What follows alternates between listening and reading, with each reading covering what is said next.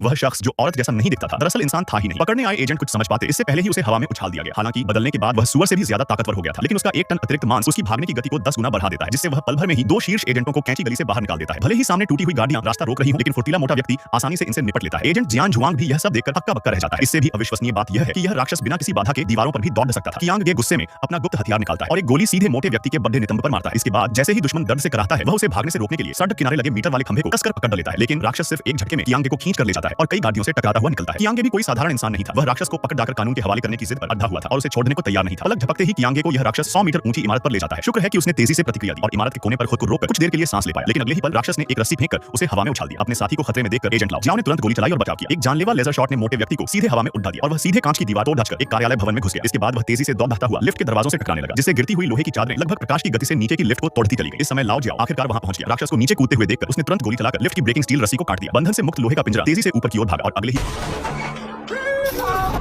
शुक्र है कि दोनों एजेंट किसी तरह बच गए, लेकिन दुर्भाग्य से वह दुष्ट राक्षस भी भागने में कामयाब रहा और दोनों की सारी कोशिशें बेकार